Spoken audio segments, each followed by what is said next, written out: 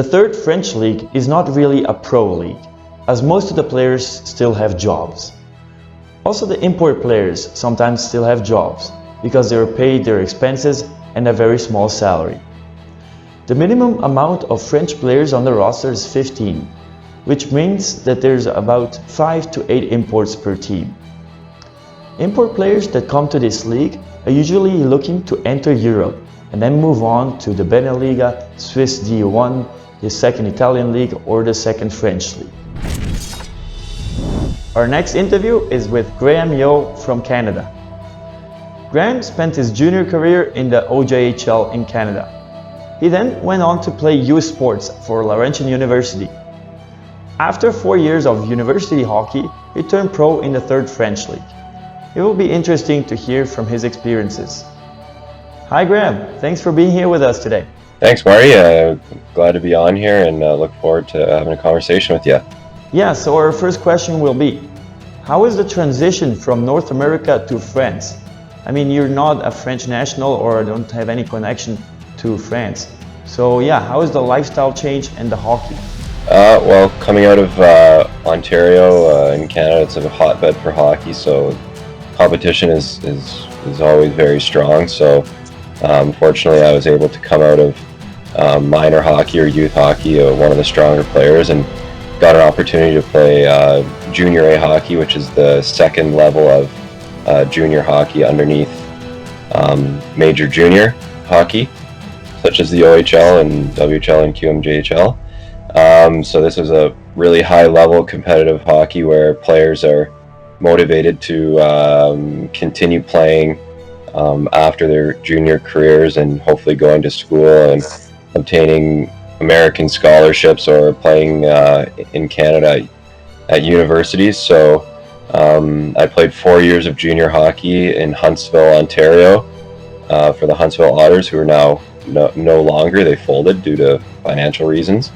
And then 2 years in Kingston, Ontario for the Kingston Voyageurs, which were 4 great years of hockey, met a lot of great people and developed my skills on the ice, as well as moving away from home and getting the chance to live in a billet family, which developed not only my skills on the ice, but as well as a person overall. Those were great years of hockey for myself. We had some successful teams, and luckily I was able to have some personal success and got a chance to move on to play university hockey. Yeah, so what led you to play pro? Well, I think after my university hockey career, I was still hungry to continue to develop as a hockey player and have the experience as a professional athlete. I think is something that is a wonderful experience and is unique to everybody else in society to be able to earn a living while doing something that you really love to do. So after my university career, I still wanted to pursue a higher level of hockey, and I still had the drive and commitment to want to train and get myself to a level where I could compete. So after my last year of university hockey, I had an opportunity through a colleague that I had made in junior hockey, who had played with the coach of a team in Birmingham, Alabama, in the Southern Professional Hockey League, who gave me an opportunity to come and play there. And prior to that, I had gone to camp in the East Coast Hockey League to again try to just achieve another level. And then ultimately I went back down to Birmingham in the Southern Professional Hockey League and enjoyed a season there.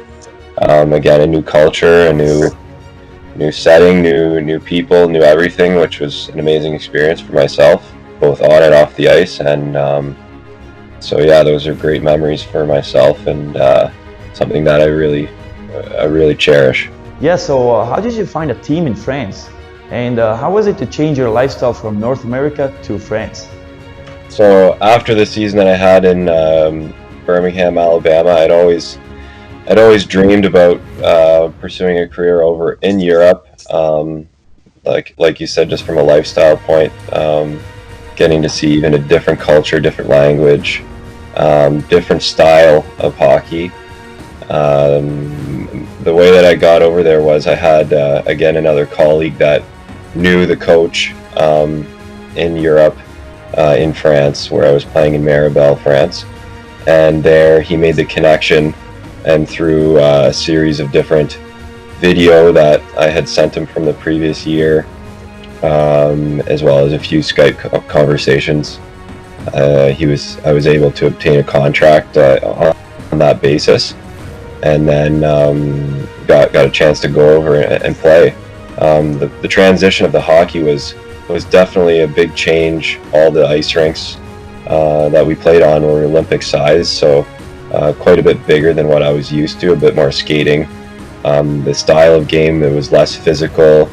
There was no fighting, or there was a lot less body contact, so the game was more skating and skills and passing and things like that. So I can recall the first few practices with my new club in France, just thinking like how much skating that there was in this game compared to what I was used to. But it's a fun challenge to adapt and kind of change your game and tailor your game and try to be the best player that you can be for that club.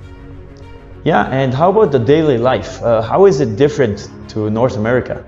So it changed drastically. I came to Europe not knowing exactly what I was really getting myself into, and part of that is an adventure, and you need to be open to new opportunities and just welcome anything with open arms. If you go with thinking it's going to be this way or the other way, it's likely not going to be like that. And luckily, through my studies and my life prior to getting to France, I had learned how to speak French, and so that was a big resource for myself over in France. Ultimately speaking French 95% of the time, so that enabled me to kind of get to know people more and get to experience things on a more intimate level, because I could communicate with the people there in their language and the way they wanted to speak. So that was a huge tool in my toolbox compared to maybe some other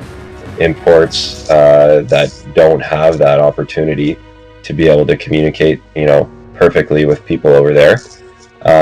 But yeah, so my life changed completely from, I was living in a small ski town where the economy was driven by tourism basically solely, and restaurants and things like that.